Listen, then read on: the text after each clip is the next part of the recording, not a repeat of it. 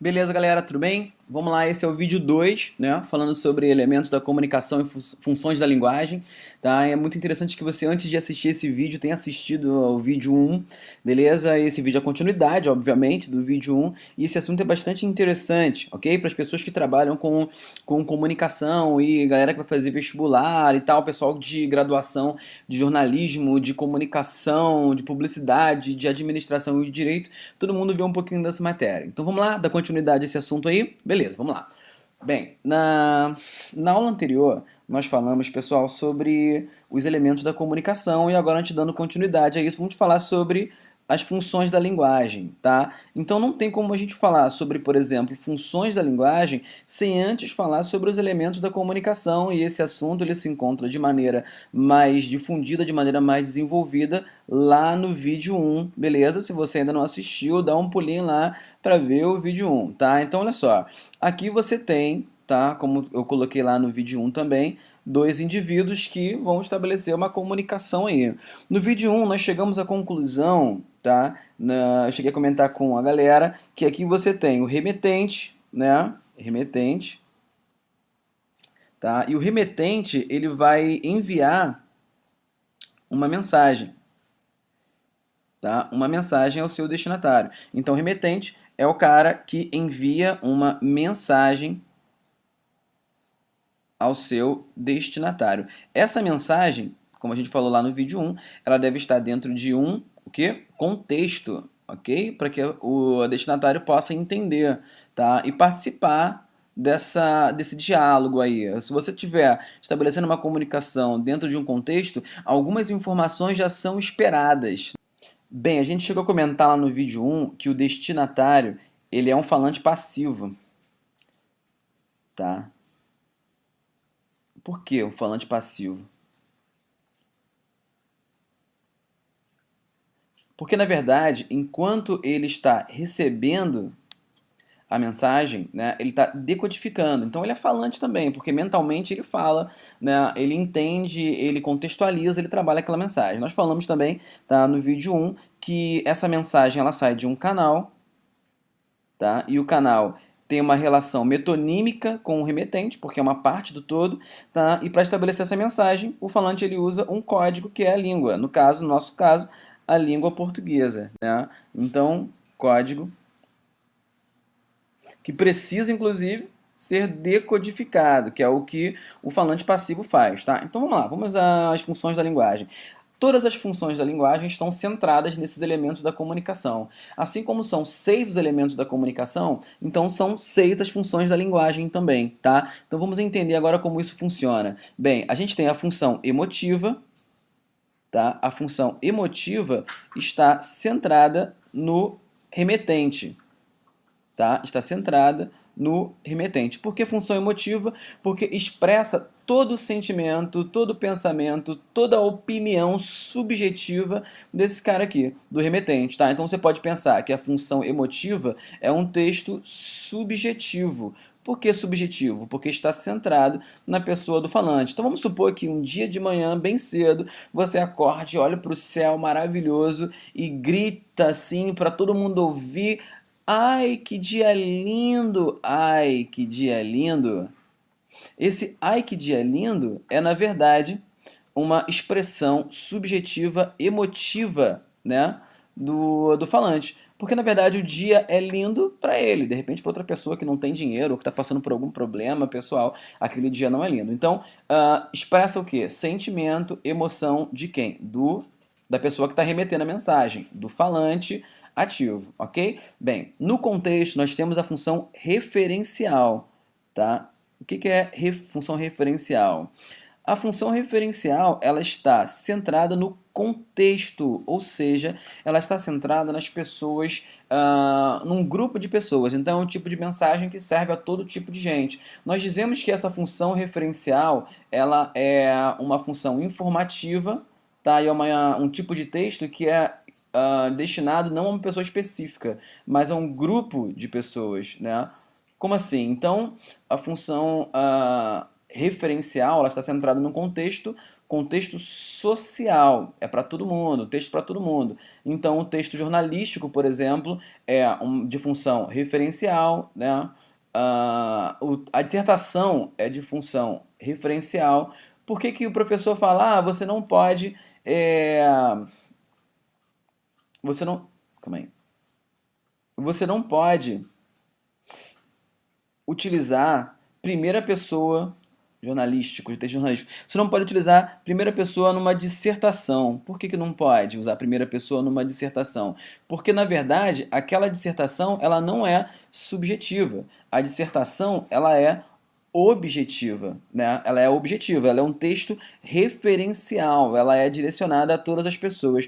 É por isso que, inclusive, você também não pode utilizar segunda pessoa numa dissertação, porque você não está enviando aquele texto para uma pessoa específica, mas é um tipo de informação que serve para um contexto social. Então, a função referencial é todo o texto informativo, ok? Então, o texto jornalístico, a dissertação, é todo o texto que é direcionado não só a uma pessoa específica, mas a um grupo extenso, a um contexto social, como a gente falou, ok? Bem, a função centrada no destinatário é a função que nós chamamos de apelativa, tá?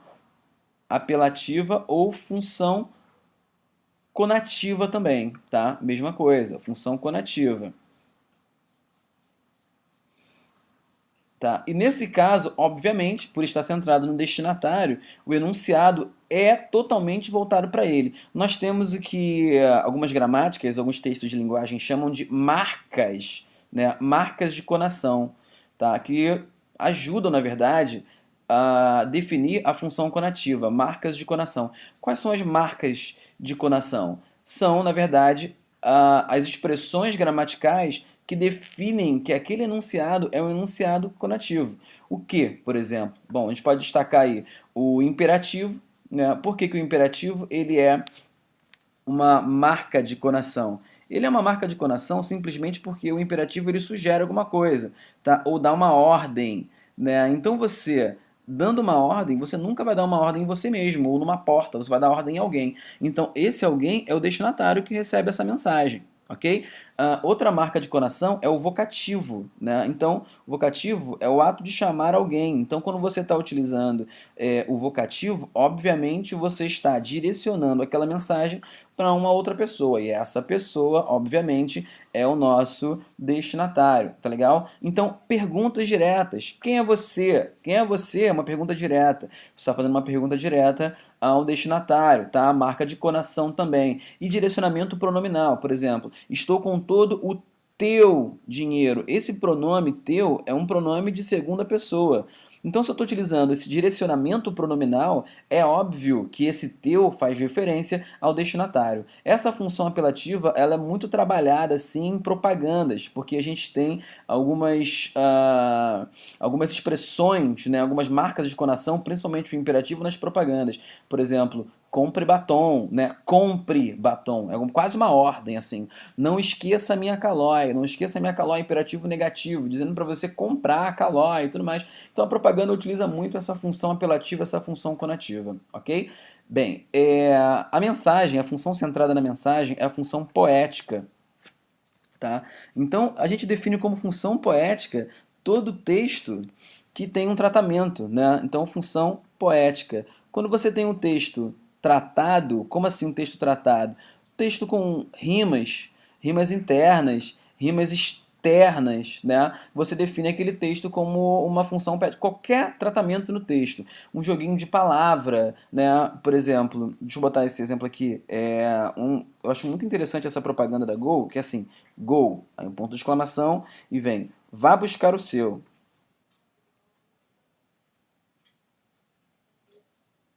Vá buscar o seu, aí, ponto, você, você é o juiz.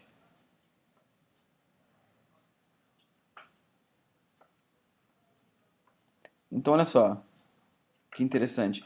Vai buscar o seu, você é o juiz. Ele faz uma brincadeira aqui, a gente chama de joguinho de palavra, tá? que ele faz a brincadeira com a palavra go, que é não só o nome do carro, mas também, né, o ato de marcar um ponto no futebol. Então, vá buscar o seu. Isso aqui é buscar que a caneta deu uma rabiscada aí feia. Vá buscar o seu. Você é o juiz. Então, esse joguinho de palavras a gente chama também de função poética, que é a função que trabalha com o tratamento, com a mensagem. Essa função poética também é muito utilizada nas propagandas hoje em dia, principalmente. Tá legal? Tá, tudo bem. Vamos lá. A função centrada no canal é a função fática. Tá? O que é a função fática? A função fática chama a atenção para o canal. Tá? Então, por exemplo, quando você inicia um diálogo, você fala bom dia. Esse bom dia chama a atenção para o canal. Né? Fala para o destinatário assim, ó, bom dia, vamos começar aí, tá? Implícita nessa mensagem, você tem bom dia, vamos começar uma mensagem, preste atenção aí no que eu vou falar, tá? Ou mesmo oi, né? A mesma coisa. Tá? Então, esse oi, ele indica, oi, olá, vamos começar uma conversa agora, preste atenção no que eu estou falando. Se no decorrer do diálogo você não tiver, você perceber que não está tendo a atenção do seu destinatário, aí você vai ter que chamar a atenção dele. Tipo, preste atenção no que eu estou falando, preste atenção no canal, eu sou o canal, você tem que prestar atenção em mim. Então a função fática chama atenção pro canal, que na verdade, você pode entender como a gente já viu, né, no vídeo 1, na verdade trata-se de uma metonímia, né, pro remetente. Então é chamar atenção pro remetente, é chamar atenção pro canal. Tá? Então no final do diálogo você fala tchau. Né? Esse tchau é a mesma coisa. Você chama atenção para o canal para dizer que o diálogo foi encerrado, acabou a conversa. E a última, né, é a função metalinguística, que está centrada no código. Tá? Como assim? Bem, a metalinguagem... Metalinguística.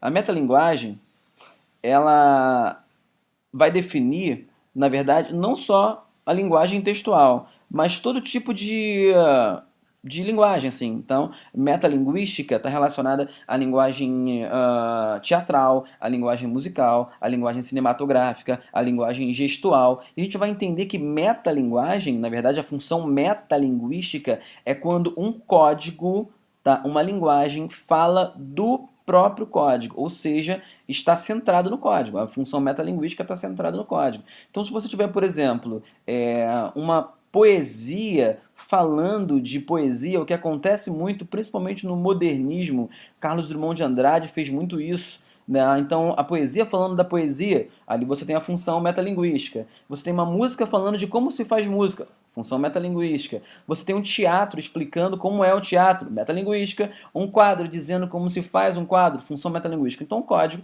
é, na verdade, sendo definido aí a centração da metalinguagem. Tá? Então o código falando do próprio código.